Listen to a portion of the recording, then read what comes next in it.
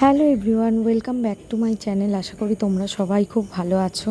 দেখো আমিও ভালো আছি, সুস্থ আছি। তো আজকের আরও একবার চলে এসেছি একটা নতুন রেসিপি শেয়ার করতে তোমাদের সাথে। তো চলো দেখতে থাকো রেসিপিটা। তো দেখো আজকের যে রেসিপিটা রেডি করছি সেটা হলো গুড়জাউলি মাছ দিয়ে আলু দিয়ে পটল দিয়ে পাতলা ঝোল। তো সেটাই তোমাদের সঙ্গে শেয়ার করছি, চলো দেখতে থাকো। দেখো প্রথমে দেখো মাছগুলোকে নুন হলুদ মাখিয়ে রেখে দিয়েছিলাম। এবারে দেখো একদিকে আলু পটল পেঁয়াজ কেটে রেখে দিয়েছিলাম। পটলগুলো একটু মানে লম্বালম্বি আড়াআড়িভাবে কাটতে হবে, আর পেঁয়াজ আর আলুগুলো একটু লম্বা লম্বা করে কেটে রেখেছিলাম, আর পেঁয়াজগুলো কেটে রেখেছিলাম পরিমাণ মতো। এবারে কড়াইতে প্রথমে দেখো বেশ কিছুটা তেল দিয়ে তার উপর দেখো মাছগুলো ভেজে তুলে নিলাম। তার উপর তেলের উপরে দিয়ে দিলাম হচ্ছে 5 ফোড়ন আর তেজপাতা ফোড়ন দিয়ে তার উপর কেটে রাখা পটলগুলো দেখো দিয়ে দিলাম। দিয়ে একটু পটলগুলোকে বেশ কিছুক্ষণ ভালো করে ভেজে নেব। পটলগুলো ভাজা ভাজা হয়ে যাওয়ার পরে দেখো যে আলু পেঁয়াজ কাটা আছে, আলু পেঁয়াজটা দেখো পটল ভাজা ভাজা হয়ে গেছে। এবার আলু পেঁয়াজটা দিয়ে দিচ্ছি। আলু পেঁয়াজটা একটু বেশ কিছুক্ষণ ফের ভেজে নেব।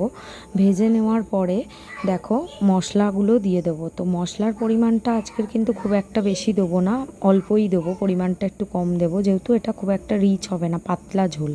তো দেখো সেই মতনই আলু পেঁয়াজটা দিয়ে আরও বেশ কিছুক্ষণ ভেজে নিচ্ছি। এবারে দেখো পরিমাণ মতো নুন, হলুদ গুঁড়ো, লঙ্কার গুঁড়ো, জিরের গুঁড়ো। দেখো হলুদ গুঁড়ো লঙ্কার গুঁড়োটা মানে লঙ্কার গুঁড়োর পরিমাণটা বিশেষ করে একটুখানি কম দেবে, মানে আমিও কমই দিয়েছি। দিয়ে দেওয়ার পরে দেখো একটুখানি বেশ কিছুক্ষণ আবার ভালো করে নেড়ে চেড়ে দেখো জল ঢেলে দিচ্ছি। জলটা ঢেলে দেওয়ার পরে এবারে দেখো চাপা দিয়ে দেবো। তো চাপা দিয়ে এবারে দেখো আলু পটলগুলো সিদ্ধ হয়ে যাবে। তারপরে দেখো ফের আলু পটলটা সিদ্ধ হয়ে যাবে। এবার দেখো ভেজে রাখা মাছগুলো দিয়ে দেবো।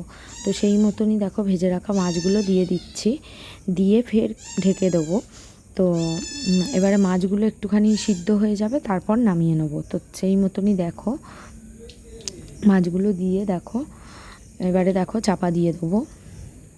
তো দেখো এবার দেখো মাছগুলো ভালো করে পেতে পেতে দিয়ে দিলাম, দিয়ে এবার দেখো চাপা দিয়ে দেবো।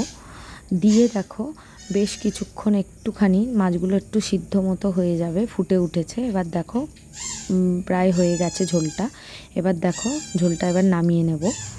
তো নামিয়ে নেওয়ার পরে দেখো রেডি হয়ে গেছে ঝোলটা। তো দেখো নামিয়ে নিচ্ছি।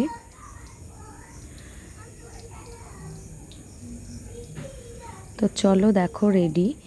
তো চলো দেখো আজকে গরম গরম আলু দিয়ে পটল দিয়ে গুড়জাউলি মাছের ঝোল রেডি।